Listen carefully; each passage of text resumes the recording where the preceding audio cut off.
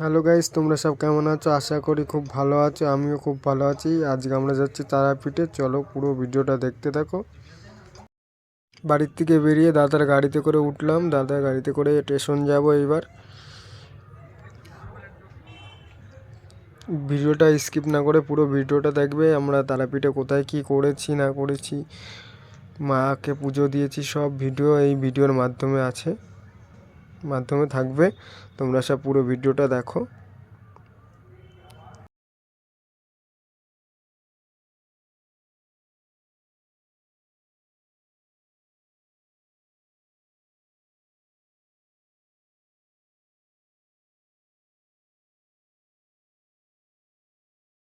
Final স্টেশনে এসে ticket কাটলাম। টিকিট কাউন্টারের থেকে দুটো টিকিট কেটে এইবার বেরিয়ে পড়বো।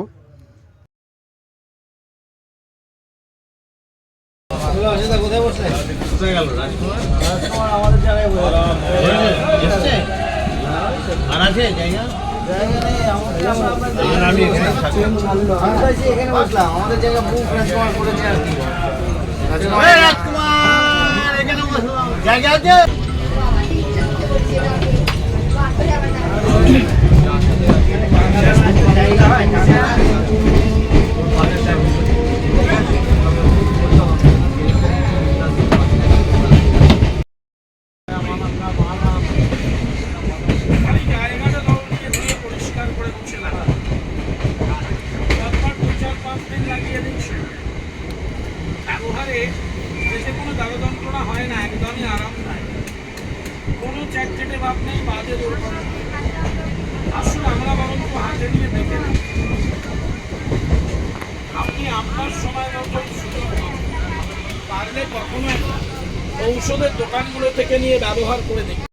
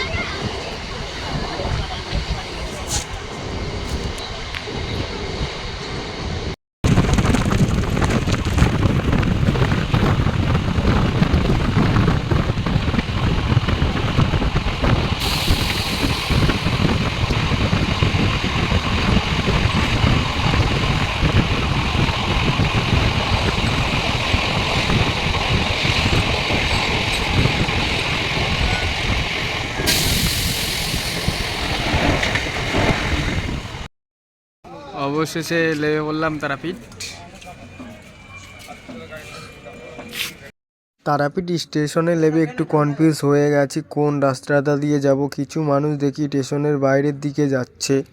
মানুষের পিছন পিছন আসতে না আসতে সামনে দেখি টোটো অটো দাঁড়িয়ে রয়েছে। একটা টোটোতে করে উঠে পড়লাম আমরা তিনজন মিলে। ফাইনালি টুকটুকিতে উঠে পড়লাম। টুকটুকিতে উঠে এখন বেরোচ্ছি আমরা মা তারাপীঠ মন্দিরের দিকে।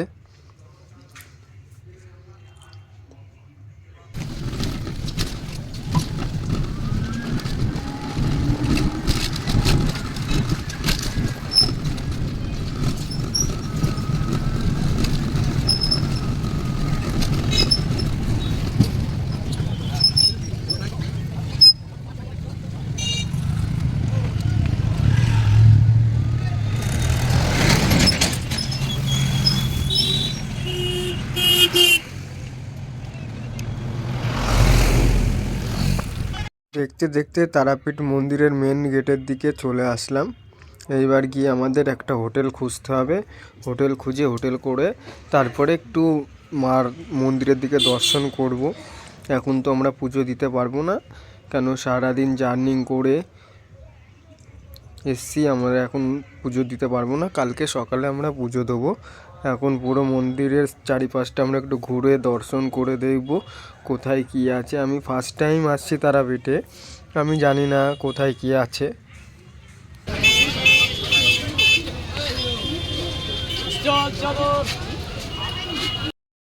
থেকে আমরা হোটেলটা ঢুকলাম, একদম কম প্রাইসে হোটেল, ব্যবহার ভালো কাকাদের। ঠিক আছে, আমাদের রুমটা এই যে দেখো, একদম কম প্রাইসের রুম। এটাই মানা বেশি। চা তো পাতবে না, এটাই নাকি? না, এটা ফ্রেশ, সকালবেলা ফ্রেশ করে দেয়, এটা আবার কালকে সকালে চেঞ্জ করে দেয়। চাদর বালিশ কভারটা একটু কম। এসি আছে, সব আছে। বেডটা দেখো,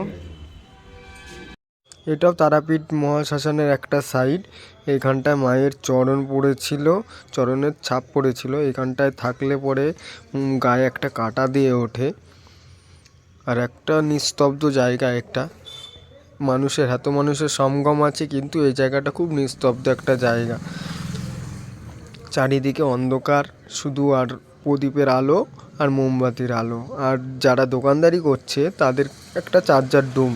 এইখান আজকে ব্লগটা এই পর্যন্ত শেষ করছি। দেখা হবে কালকে আবার, মাকে পুজো দিতে যাবো, তারপরে আবার একটা নতুন পার্ট নিয়ে আসবো। ঠিক আছে, তোমরা সবাই ভালো থেকো, সুস্থ থাকো, তোমাদের ফ্যামিলির সবাই সুস্থ থাকুক।